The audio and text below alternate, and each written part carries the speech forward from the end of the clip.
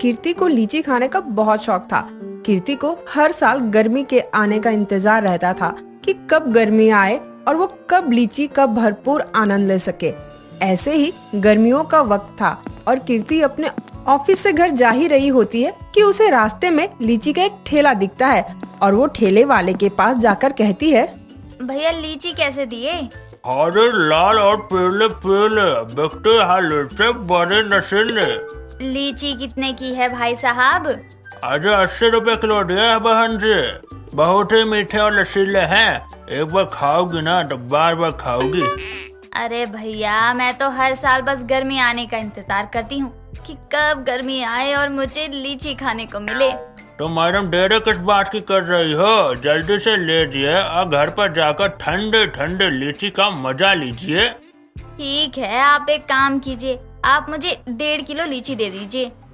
लीची वाला कृति को लीची तोल कर देता है और कृति लीची लेकर घर आती है और जल्द से जल्द फ्रेश होकर लीची को एक कटोरे में डालकर और सबको 2-2 लीची देकर खुद सारा खाने लगती है। उसे ऐसा करता देख कृति की माँ सरला बोलती है, क्या है ये, तूने सबको 2-2 लीची दी और खुद अकेले इतनी सारी लीची खा रही है। अगर लाना था तो थोड़ा ज्यादा ले आती। माँ इतने सारे तो लेकर आई हूँ, अब क्या पूरी रेडी लेकर आती? और आपको तो पता है ना कि मुझे लीची कितनी पसंद है। अगर आप लोगों को मैंने 2-2 दी भी है ना तो सोचो कितना बड़ा दिल है मेरा। ओह, तेरा दिल तो बहुत बड़ा है, रहने दे। लीची की लालची औरत, भगवान करे तेरी लीची में कीड़ा निकल जाए। आपको तो मेरी खुशी हजम ही नहीं होती। आप लोगों के साथ बैठकर लीची खानी ही नहीं है मुझे। कृति इतना बोलकर वहाँ से लीची लेकर अपने कमरे में चली जाती है और लीची खाकर उसके बीच अपने तकिए के नीचे रख देती है। दिन गुजरते रहते हैं और कृति रोज खाना खाने के बाद लीची खाती है और उसके बीच अपने तकिए के नीचे रख देती थी। ऐसे ही एक दिन कृति लीची खाती है और अपने तकिए के नीचे रखकर सो जाती है, जिसकी वजह से पूरे बिस्तर पे चींटी लग जाती है और एक चींटी कृति के लिप्स पर काट लेती है। अगली सुबह कृति सोकर उठती है और अपने कमरे से बाहर जाती है तो कृति को देखकर सरला बोलती है, ये क्या हो गया तेरे ऑटो को? लगता है रात को गोरीले से मिलके आई है। क्या हो गया माँ, ऐसे क्यों बोल रही हो? और क्या हुआ है मेरे ऑटो को? देख तो जरा अपने ऑटो को, ऐसा लग रहा है गोरीले ने पप्पी ली है तेरी।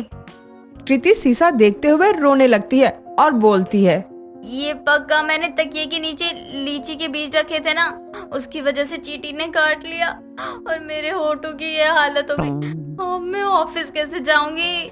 और खा अकेले अकेले लीची। और ये तकिए के नीचे बीज रखने किसने कहा है तुझे? तुझे क्या लगता है बीज रखने से परी आएगी और तेरे तकिए के नीचे बहुत सारी लीची रख जाएगी?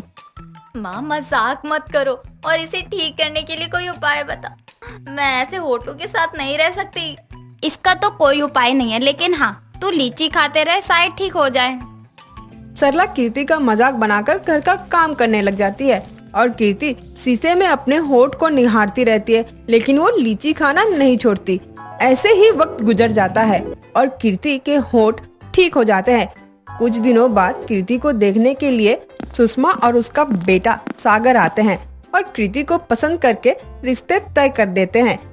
कुछ ही हफ्ते बाद दोनों की शादी बड़ी धूमधाम से करवा दिया जाता है और कीर्ति अपने ससुराल आ जाती है और सारे घर का काम बखूबी संभाल लेती है।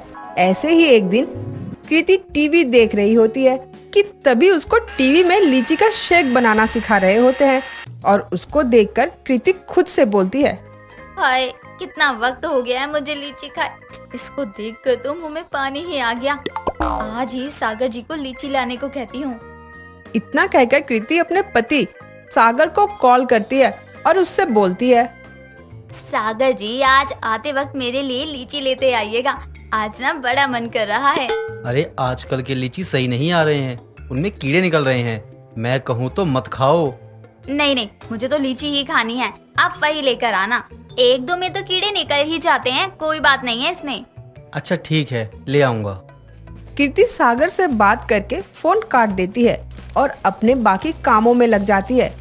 फिर रात को सागर कीर्ति के लिए लीची लेकर आता है और हमेशा की तरह कीर्ति खाना खाने के बाद लीची को खा लेती है और हमेशा की तरह सबको 2-2 देती है और बाकी खुद खा जाती थी। ऐसे ही दिन निकलते गए और कीर्ति को फूड एलर्जी हो जाती है जिसकी वजह से उसको खुजली होने लगती है और वो उस पर ज्यादा ध्यान नहीं देती है और खुद से दवाई लेकर खा लेती है। ऐसे ही एक दिन कीर्ति घर में बैठकर लीची खा रही होती है कि तभी सुषमा आती है और बोलती है, बहू फिर से तुझे लीची खाने का शौक चढ़ गया है। बेटा तुझे पता है ना कि लीची में कितने कीड़े निकल रहे हैं और ऊपर से तुझे कुछ दिन पहले ही फूड एलर्जी हुई थी। तो क्या हुआ माँ जी, मेरी फूड एलर्जी से लीची का क्या लेना देना। बहू तू लीची की इतनी शौकीन है कि तू कीड़े वाली लीची भी खा ले। माना कि लीची सेहत के लिए अच्छी होती है पर इतनी भी नहीं खानी चाहिए। ठीक है माँ जी, मैं लीची खाऊंगी नहीं, अब मैं लीची का शेक बनाकर पी लूंगी। अब तो ठीक है। तुझे समझाना मतलब कि भैंस के आगे बीन बजाना है। मैं तुझसे बड़ी हूँ, मेरा काम तुझे समझाना है। समझना चाहे ना समझना वो तेरी मर्जी है। सुषमा कीर्ति को इतना बोलकर वहाँ से चली जाती है और कीर्ति बैठकर लीची के मजे उठाती हुए लीची खाने लगती है। ऐसे ही कुछ दिनों बाद कीर्ति के पूरे शरीर पर खुजली, लाल चकत्ते और होठों पर सूजन आने लगती है, लेकिन कीर्ति इन सबको बस हल्के में लेती है और ध्यान नहीं देती है। ऐसे ही एक दिन सुषमा और कीर्ति दोनों बैठकर कुछ काम कर रहे होते कि तभी सुषमा की नजर कीर्ति के हाथ पर जाती है। बहू ये तेरे हाथ लाल और होठों पर सूजन कैसे हो रही है? पता नहीं माँ जी, इसमें खुजली भी हो रही है। हो सकता है इतनी गर्मी की वजह से ये सब हो रहा हो। ये कितने टाइम से हो रहा है तुझे?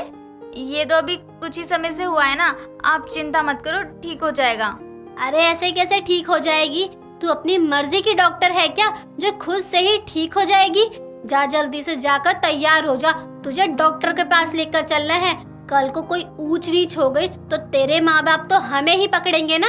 अच्छा ठीक है, मैं अभी ना 5 मिनट में रेडी होकर आती हूँ।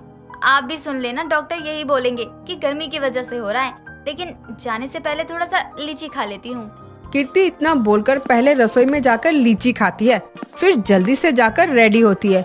कुछ देर बाद वो तैयार होकर आती है। उसके बाद सुषमा और कीर्ति दोनों अपने फैमिली डॉक्टर के पास जाते हैं। कीर्ति डॉक्टर को सब सच बताती है और डॉक्टर कहते हैं, ये तुम्हें कितने टाइम से हो रहा है? बस कुछ ही दिन से।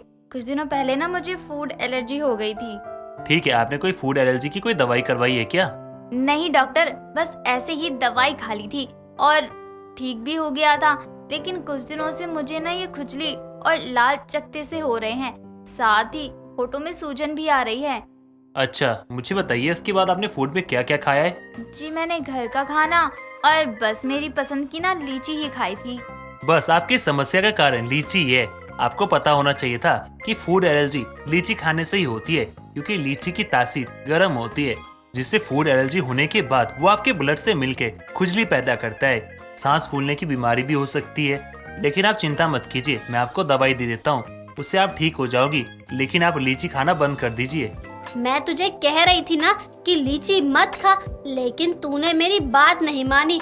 चल आज तुझे बहुत सारी लीची ला कर देती हूँ। बहुत शौक है ना तुझे लीची खाने का? नहीं नहीं माँ जी, ये सुनने के बाद तो मेरा सारा शौक उतर गया है। आप घर चलिए। दोनों सास बहू घर आ जाते हैं और कीर्ति का लीची खाने का सारा शौक उतर जाता है और लीची खाना बंद कर देती है। रेखा अपना नास्तिक बेटा खातिर एगो ऐसन बहू तलाश करत रहली जौन की उनकर बेटा के संभाल ले। एक दिन रेखा दुर्गा माँ के मंदिर में दर्शन खातिर जाली, जहाँ उनकर मुलाकात देवांशी से होला। देवांशी एगो बहुते समझदार और धार्मिक लड़की रहेली। उनका माई बाबूजी के बचपने में मौत हो गई रहे। दुर्गा माँ के मंदिर के पुजारी ही उनकर पालन पोषण कैले रहेले। उ दुर्गा माँ के अपना माई जैसन मानत रहली। रेखा के देवांशी पहले ही नजर में पसंद आ जाली। उ देवांशी से अपन बेटा के बियाह करावे खातिर मंदिर के पुजारी से बात करेली। जय माता दी पंडित जी, उ हमरा रउआ से कुछ बात करे के रहल हा। जय माता दी जी, कहीं का बात बा? अरे हौ जौन मंदिरिया में नइखे लइकिया देवांशिया, उ हमरा बहुत पसंद बिया। कितना सुंदर, गुणवान और बुद्धि से भरल बिया। हमरा बेटा खातिर ऐसने लड़की के तलाश रहे। जी उ तो बढ़ले बा, उनका पर माई दुर्गा जी के जे आशीर्वाद बा। ऐसे हमहू कब से अपना बेटी खातिर एगो अच्छा लड़का के तलाश करत रहनी है। जी हमरो लड़का पढ़ल लिखल समझदार बिजनेसमैन ह। यही तरह मंदिर के पुजारी ऋषि के माई रेखा के भी तलाश पूरा हो जाला और कुछ दिन बाद देवी माई के कृपा से ऋषि और देवांशी के शादी हो जाला। ऋषि अपना माई के लाडला बेटा रहेलन। वो अपना माई के बात मान के देवांशी से शादी तो कर लेलन, लेकिन उनका देवांशी के ई पूजा पाठ कईल बिल्कुल पसंद ना आवेला और वो हमेशा उनकरा के पूजा पाठ कईला खातिर रोकत टोकत रहेलन। और फिर एक दिन सुबह, ऋषि जी थोड़ी देर रुक जाई ना, प्रसाद खा के और टीका लगा के घर से गई बहुते शुभ होला। का करे के बताहरा, जल्दी से हमार लंच पैक करके दो और अपन मुंह बंद करके रह। हमरा के सुबह सुबह बतावा तरी। ऋषि के बात सुन के देवांशी की आंख भर जाला। वो वजह से चल जाली और देवांशी के सास रेखा बोलेली, बेटा पतोहिया तो सही कहतिया, घर से प्रसाद खा के आ टीका लगा के जइबनु तो दुर्गा माई के कृपा से काम में दुगुना बरकत होई। माई तारा पता बानू हम ई अंधविश्वास पर भरोसा ना करेनी। हमरा ऑफिस खातिर लेट होता, हम चलत तनी। ठीक बा, ओके टाटा बाय बाय। यही तरह हर रोज सुबह ऋषि ऐसे ही चल जालन। ओजे देवांशी और उनकर माई के ऋषि के व्यवहार बिल्कुल अच्छा ना लगेला। एक दिन शाम के ऋषि ऑफिस से घरे आवेले। उ देखेले कि गांव के सब औरत मिलके उनकरा घर में भजन कीर्तन करता लो।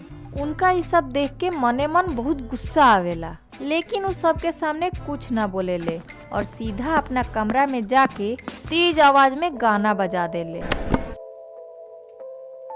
देवांशी के ऋषि के ऐसन कैला पर बहुते दुख होला और उ कमरा में जाके गाना बंद कर देली और उ ऋषि से कहेली, ऋषि जी का है सब, रउआ शर्म नहीं खेवत?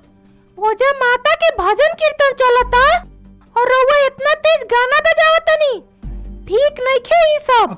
तू हमरा के सिखाइबू का अच्छा बा का खराब है? ध्यान से सुना हमार बात। ई हमार घर है और यहाँ हमार मर्जी चलेला। यहाँ का गलत बा आ का सही सिर्फ हम तय कर सकीने, समझ लू?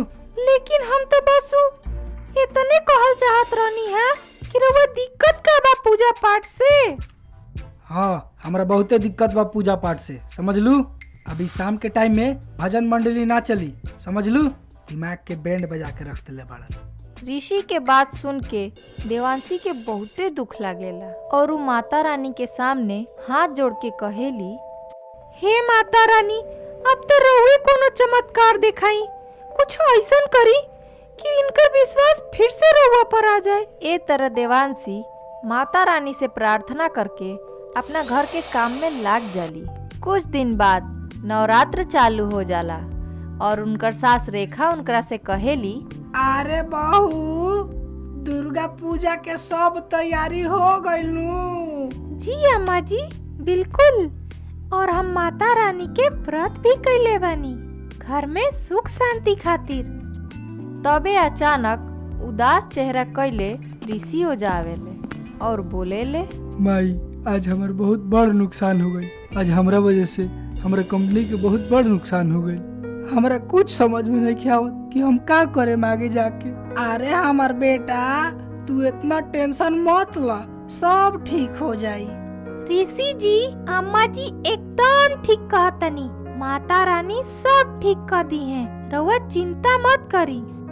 इतना कह के रेखा और देवांशी पूजा में व्यस्त हो जाला लो। ओजे दूसरा और ऋषि के अपना कंपनी के घाटा में गईला से दिमागी टेंशन हो जाला। उनका कुछ समझ में ना आवेला कि आखिर वो करस त का करस। तबे वो सोचेले कि देवांशी कितना खुश रहेली। उनका भी 1000 गो टेंशन बा, लेकिन ऐसा का बा जवन की इतना टेंशन में भी खुश रहेली। वो देवांशी के लगे जाले और उनकरा से पूछेले, देवांशी एगो बात पूछी, बताइबू? हाँ जी ऋषि जी, पूछी ना। मतलब यार तू इतना खुश कैसे रह जालू? तोहरो लगे तक कितना चिंता बा? जी सब माता रानी के कृपा है, हमरा उनकरा पर पूरा विश्वास बा। जब मन बहुते उदास होला तो हम बस माई के ध्यान करे लगेनी, बहुते शांति मिलेला। अच्छा ऐसन बात बा, तो आज से हमू दुर्गा माई के पूजा करें, फिर देखें कि सब कुछ अच्छा होता कि ना। वो तो नहीं पता, लेकिन हाँ रउआ परेशानी के सामना करे के हिम्मत जरूर मिली। यही तरह देवांशी के बात से प्रभावित होके ऋषि भी माता रानी के मन से पूजा करे लगेले और धीरे धीरे उनकर मन भी शांत होखे लागेला। उनकर माई रेखा के बेटा के नास्तिक से आस्तिक भइला के बहुत खुशी होला। तबे एक दिन उनकरा घरे एगो फोन आवेला। जी हम घुंगरू जी बोला तानी, का रउआ ऋषि जी बोला तानी? हाँ जी गुप्ता जी, हम ही बोला तानी। हाँ तो ऋषि जी, हमरा और पिछला साल की मेहनत देखनी है, हमरा बहुते पसंद आइला, यही से हम रउआ के एगो नया प्रोजेक्ट देतानी। गुप्ता जी के बात सुन के ऋषि बहुते खुश हो जाले और अपन माई रेखा और पत्नी देवांशी के ई खुशखबरी सुनावेले। ई सुन के वो दोनों जनी भी बहुते खुश हो जाला लो और माता रानी से घर में यही तरी सुख शांति बना रहे के प्रार्थना करेला लो। ऋषि भी माता रानी के सामने हाथ जोड़ेले। यही तरह रेखा के आस्तिक बहू देवांशी अपन नास्तिक पति के भी आस्तिक बना देली और तीनों घर के मंदिर के सामने माता रानी के जयकारा लगावेला लो। जयकारा शेरावाली के, बोला साचे दरबार की जय। ए माई हमर लाल चुनरिया वाली, तहर सदा ही जय। जय माँ शेरावाली।